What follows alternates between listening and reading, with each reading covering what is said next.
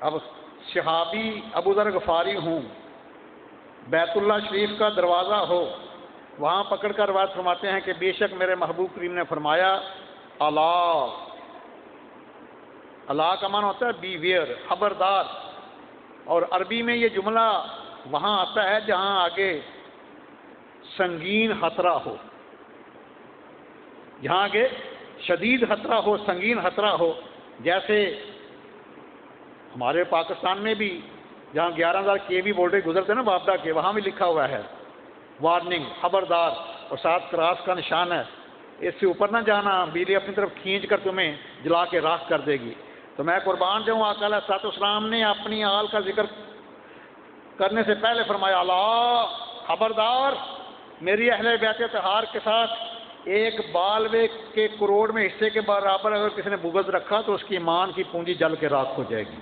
اس لیے الا فرمایا، الا، خبردار، بے شک میری اہل بیت طہار کی مثال ایسے ہے جیسے نوح علیہ السلام کی کشتی تھی، جو اس پہ سوار ہو گیا اس کا بیڑا پار ہو گیا، جس نے اختلاف کیا وہ تباہ و برباد ہو گیا. نوح علیہ السلام کے 3 بیٹے تھے، ایک بیٹا نہیں بیٹھا، اللہ تعالیٰ نے فرمایا لیس من اہلک، یہ تیرا نہیں ہے، سامنے پانی میں غرق ہو گیا.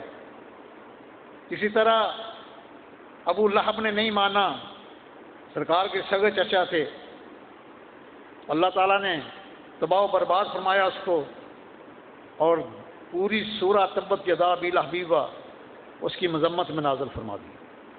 میں کہ جو ان کے ساتھ تعلق استوار کرے گا اس کا بیڑا پار ہے، جس نے اختلاف کیا وہ تباہ و برباد ہو گیا. تو آئیے ذرا سیدہ کونین کا تو بڑا مقام ہے، عام سید زادی کا میں ایک روایت بیان کرتا ہوں. علامہ عبد الرحمن صفوری رحمہ اللہ نے نسخۃ المجالس کی دوسری جلد صفحہ 234 کے اوپر اس روایت کو نقل فرمایا ہے. آپ فرماتے ہیں کہ سمرقند جو شہر ہے اس میں ایک سیدزادی بیوہ ہو گئی، جو مال تھا وراثت میں ختم ہو گیا.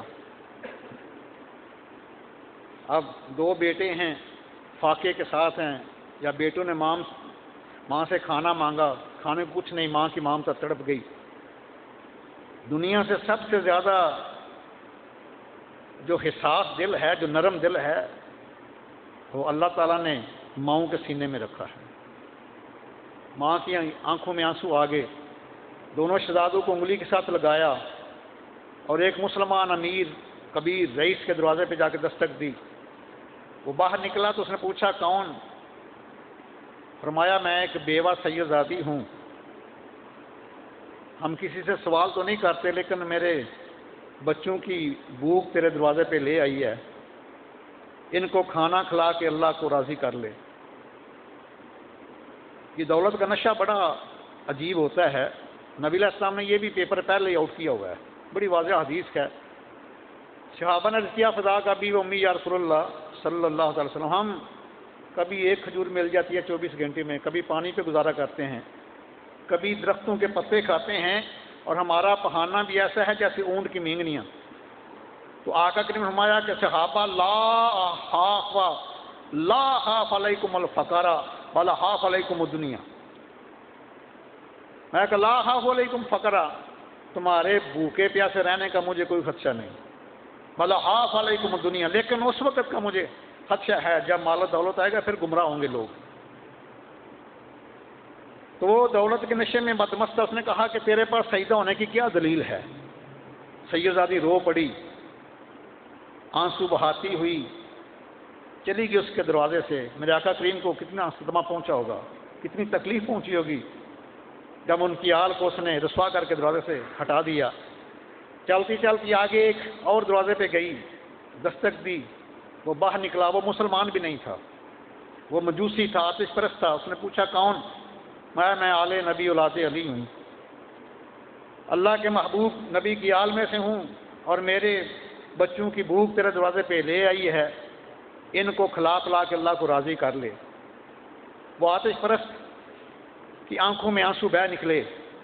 اللہ تعالیٰ کی رحمت بخشش کے بہانے تلاش کرتی ہے. ان کو اندر لے گیا، کھلایا پلایا، کپڑے دیے، بڑی خاطر مدارت کی. رات کو کہتا ہے جب میں سو گیا تو قسمت جاگ اٹھی۔ خواب میں اللہ کے محبوب کریم کی تشریف آوری ہوئی، مجھے اور میرے گھر والوں کو کلمہ پڑھا کے مسلمان کر دیا۔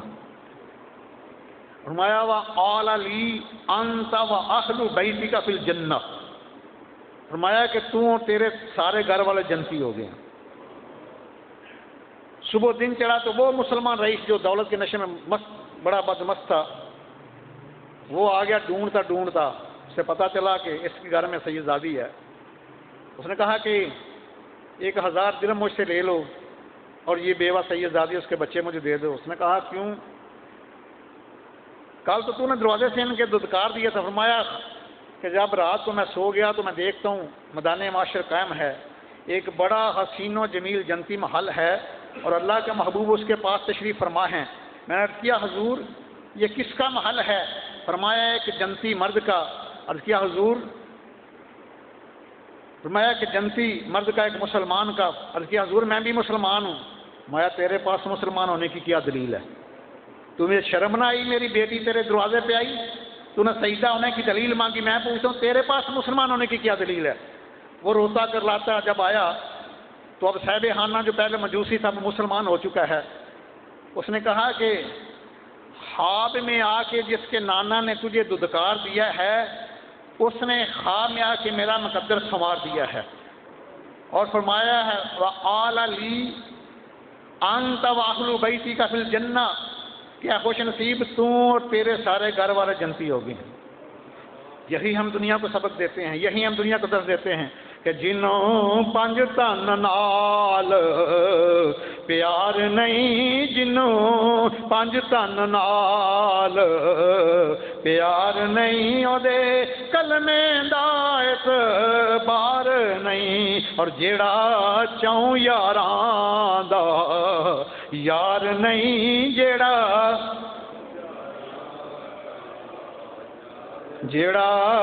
چوں یاراں دا یار نہیں، او جنت دا حقدار نہیں۔ لکھ نفل نمازاں پڑھ باویں، لکھ لمے سجدے کر باویں، جے آل رسول دا دشمن ویں،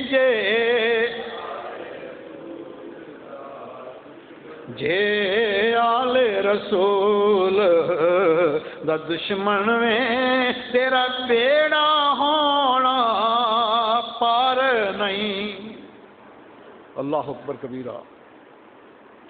آئیے ذرا مشکات کا صفحہ 568 پڑھتے ہیں۔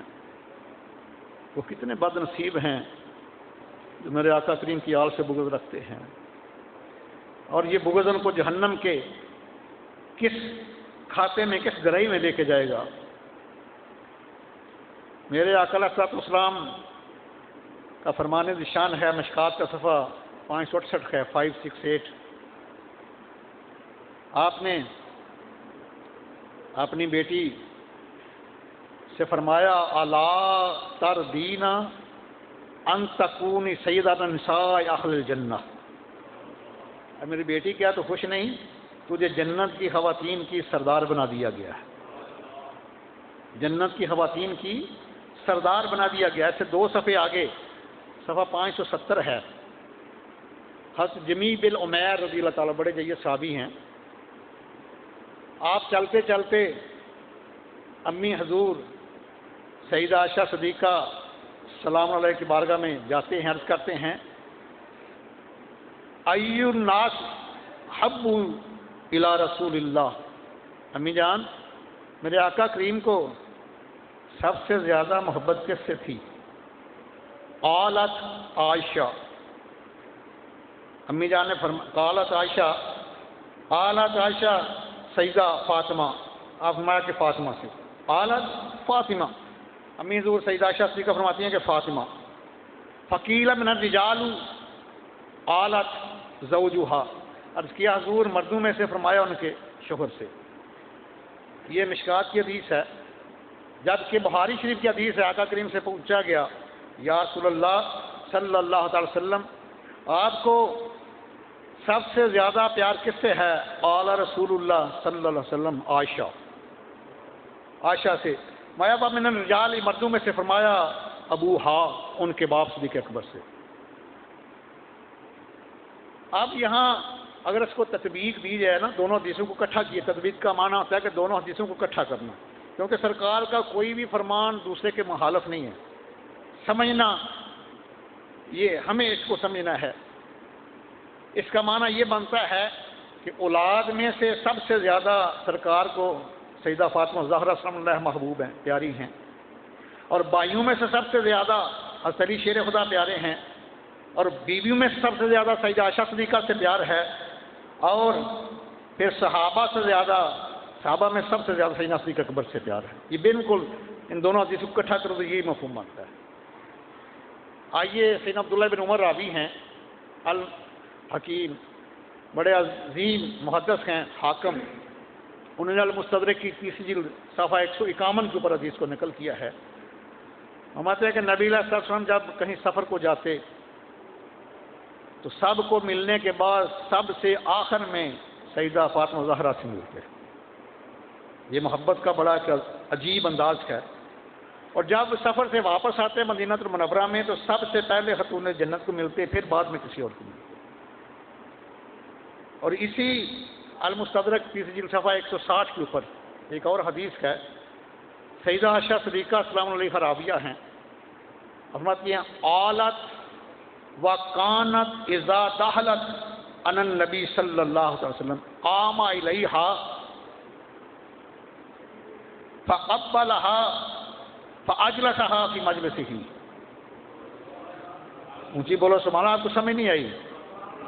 سیدہ عائشہ صدیقہ فرماتی ہیں کہ جب کبھی خاتون جنت نبی علیہ السلام کی بارگاہ میں آتی، قام الیہا، میرے آقا و مولا ان کے لیے اٹھ کے کھڑے ہو جاتے، فقبلها، اور ان کو پیشانی کے اوپر بوسہ دیتے، واجلسها فی مجلسی، اور اپنی جگہ پہ ان کو لا کے بٹھا دیتے. اس کائنات میں 3 ہی ہستیاں ہیں جن کے لیے محبوب کائنات اٹھ کے کھڑے ہوتے ہیں. صرف 3 ہستیاں پوری کائنات میں جن کے لیے باقی ساری کائنات میرے محبوب کے لیے اٹھ کے کھڑی ہوتی ہے. یہاں تک کہ شجر، حجر، نباتات، جمادات، بڑی طویل حدیثیں ہیں، آپ کو سجدے کرتے ہیں، ہم کے لیے اٹھ جاتی ہیں. لیکن صرف 3 ہستیاں پوری کائنات میں ہیں جن کے لیے میرے اور آپ کے آقا علیہ السلام اٹھ کے کھڑے ہو جاتے ہیں. پہلی ہستی سیدہ حلیمہ سعدیہ رضی اللہ تعالیٰ عنہ کی ہے، کیونکہ سیدہ آمنہ سلام علیہا کبھی سرکار کو 6 سال ہی ہوئے تھے، یہ آئے ہوئے پردہ فرما گئی. تو پہلی ہستی کون ہے؟ سیدہ حلیمہ سعدیہ رضی اللہ تعالیٰ عنہ. اور دوسری ہستی ہے سیدہ فاطمہ زہرا سلام علیہا. اور تیسری ہستی ہے آپ کے ثنا خان، آپ کے نعت خان حضرت حسان بن ثابت رضی اللہ تعالیٰ عنہ. اس لیے میں آپ کو کہتا ہوں صاحب دعایا کرو سرکار کے ثناء بن جاؤ. ثناء کا یہ مقام ہے 1 لاکھ تقریباً 1.5 لاکھ صحابہ میں سے حسان بن ثابت بھی سرکار اٹھ کے کھڑے ہو جاتے ہیں. اللہ اکبر کبیرہ. تو آئیے خاتون جنت رضی اللہ تعالی عنہا کا جو نکاح ہے وہ ذی الحج کا مہینہ ہے، 2 ہجری ہے، اور 15 سال 5 مہینے آپ کی عمر ہے. تو نبی علیہ الصلوۃ والسلام نے نکاح پڑھایا مسنبی شریف میں. کوئی بتا سکتا ہے کہ نکاح کے گواہ کون تھے؟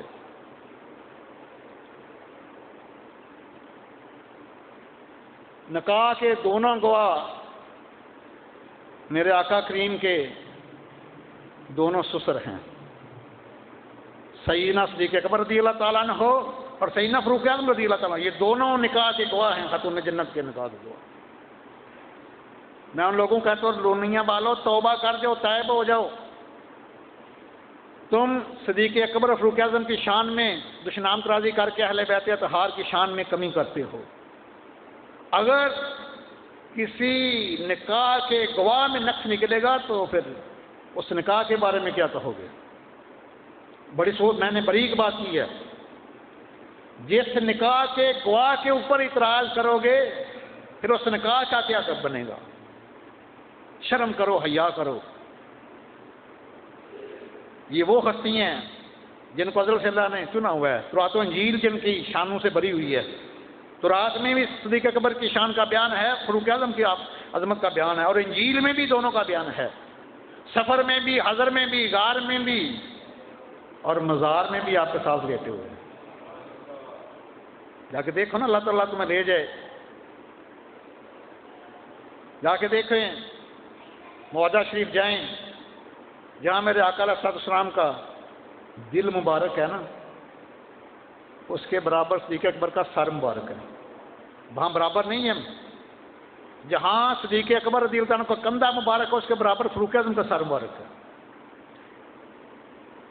شان صدیق فاروق دا کی دساں کیتا اللہ نے جلنا دا اچا شان، سبز گنبد دے اندر جو بچدی سی تھاں، کملی والے دے یاراں دے کم آ گئی، سبز گنبد دے اندر جو بچدی سی تھاں، کملی والے دے یاراں،